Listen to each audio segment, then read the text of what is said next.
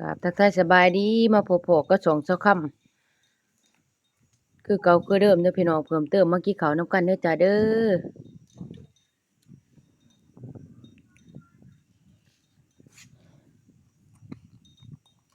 มาพอก็YouTube เช้าค่ำบ้านนาคือเก่าคือเดิมพี่น้องมากินข้าวแลงนำกันเด้อพี่น้องเด้อบ่มีหยังมากมายจีสินกระแดงกับอันนั้นพี่น้องเอ้ยกับสมผักดอง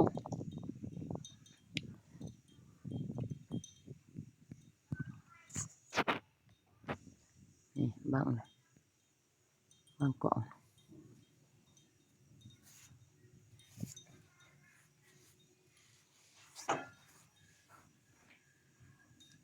สบายดีกินด้วยบ่มาเด้อหิวข้าวเลย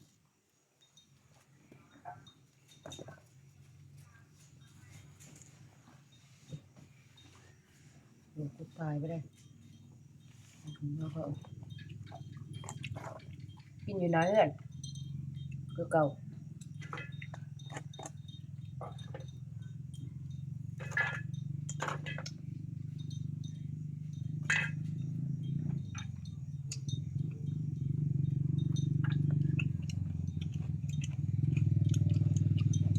แซ่บบ่ผมก็กิน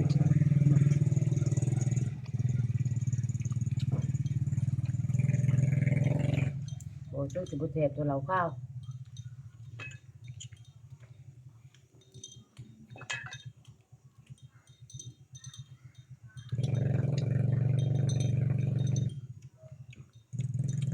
จะไปใช้แดดจะไว้เข้าบ้านแม่มันก็แล้วมัน ห้องหนึ่งเหรอ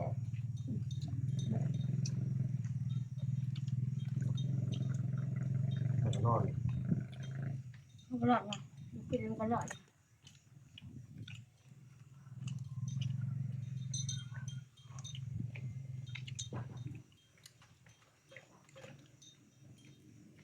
สิดิบนี่ มันก็เสร็จ ฮะอีหยังเราไม่ได้กิน สมผักมันจะแซ่บแต่ว่า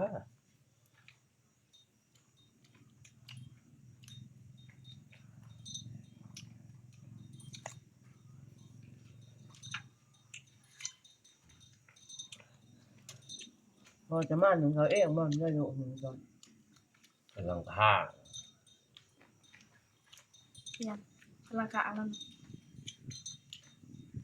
เรากำลังขักเนี่ยมันตื่นมันกินง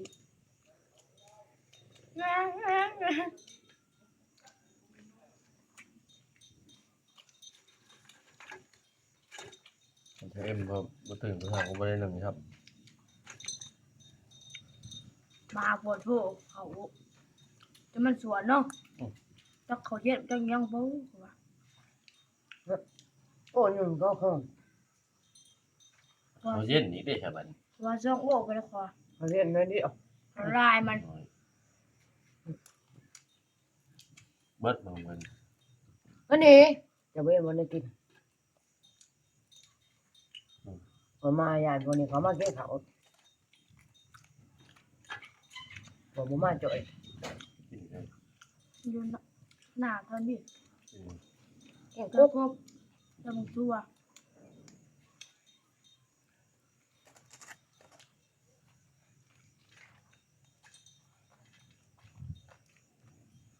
แล้ว เดี๋ยวเด้อ เขาถอนลงแล้วเลย เด็กยังอร่อยเลย เปิดเราแล้วใช่ไหมไม่ได้ไปแล้วเนาะ มึงมันจะไป มาไปเจอ ตัวหน่อยมันคือตัวใหญ่ลงตัวแจ้ลงไปค่ะไปเลยชดเบิ่งแนวกลุ่มซีเขาเฮ็ดมือเดียวแล้วเลย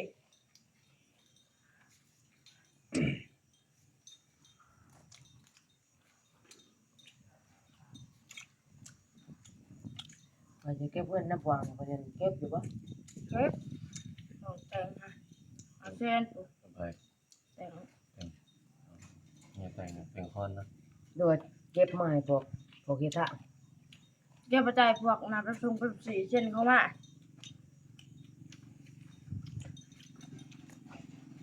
เอามันเดี๋ยวเจ้าคนหนึ่งมันจะสิหลาบเนาะ แต่มาม่ามันเรื่องกันแล้วยัง กระป๋อมเอาอยู่ใส่ อยู่ในเหือก นะพร้อม ไปออกจากกระตุ้ง มาลง มันคืออยู่มันติดอยู่เนี่ยกระแพงนี่กระแพง ไอ้นี่ก็ของคนได้ทางเราอีพอช่องโต๊ะขยันไปเบิดล่ะบ่าวนี่ความจำมันปู้จำได้แต่เราข้าวในสมอง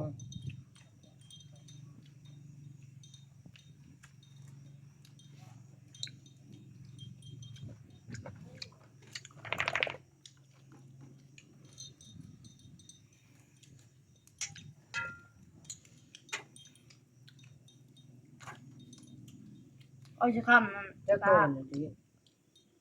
กำลังบินตอนเดียวเนี่ยเอ้ยมาหนึ่งกัน เนาะ นั่นก็น้อยๆหนึ่งจะแม่นจ้ะ นั่งซ้อนแน่ก็คือ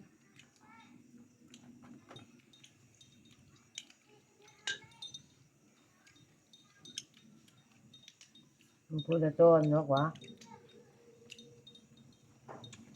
ก็เท่านี้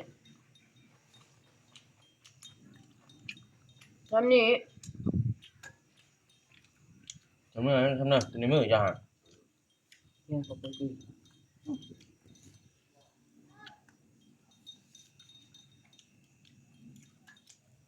ยังกันที่เขา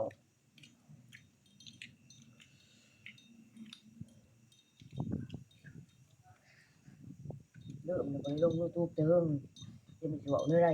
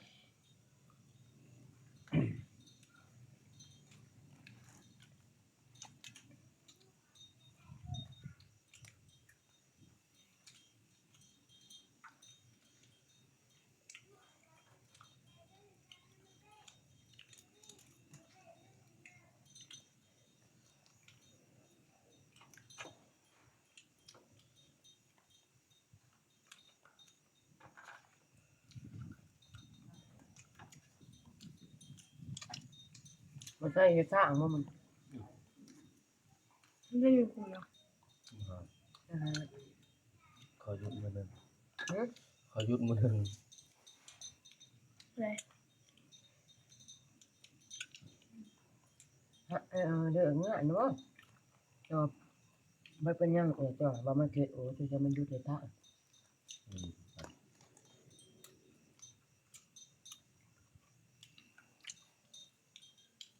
ลงน้อยมาก่อนเดี๋ยวเราจะมาก่อนละ แล้วมาก่อนมันจะลูกเราต้องพิจารณา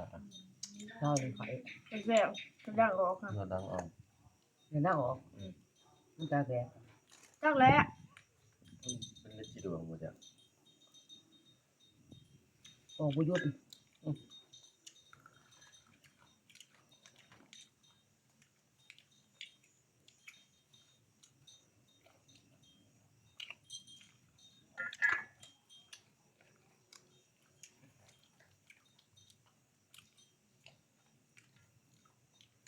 การมาพามดูกันได้มันเป็นยังมันคือหมักออกเรื่อยๆอยู่เมื่อยหน่อยบอกว่าไปด็อกเตอร์ว่ากูจะอยู่ ลูกบอล ไปอ่อยอ่ะ เจ้าหน้าที่ ขอเผือกเหรอ ก็ต้องเจอปัญญามา มันเป็นอย่าง ไม่ขอเก่านาที เก่า ใช่สิ คลองอย่างไร นี่ก็สิ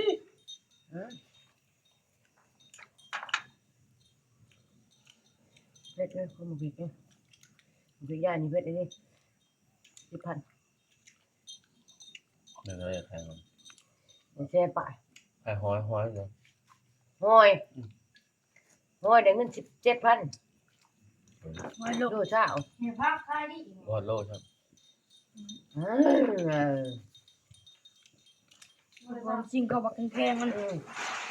เฮ้ย พักค่ายดิ มันเจ้านี่พ่อข้าจ้ะ ห้องปอมบ่ พั ขาก ด นั้นมาแต่ได้ ไม่เอา คือ สี่ มาละพัน แต่มาละพัน ห้องปอมมาตั้งค่ายบ่ขายนั่นเนาะ เป็นพ่อวัวเลยจ้ะ ขบวนสามันสิบ เลยช่ำซีเบิด มาชุดถ่ายนี่นะให้จ้องเจ้าสี่ยังแบ่งเงินเชิญไปให้หายแค่เนื้อ ดึกมันน่าเสือกสูงเสือกสิง เด็กๆยังจะบ่มีเชือกเหรอ ที่น้องเงาเขาได้ยังเนาะ เชือกทินขาทินแคกน่ะ ไม่พูดอยู่ หมูกางหมูอยู่หมูก็ได้นะ คลิปนี้ก็จะจบเพียงแค่นี้นะจ้าเด้อฝากกดไลค์กดแชร์กดติดตามกด Subscribe ช่องจะคำบ้านนาเลยนะจ้าเด้อไปแล้วจ้า เขาพยายามนะ เขาก็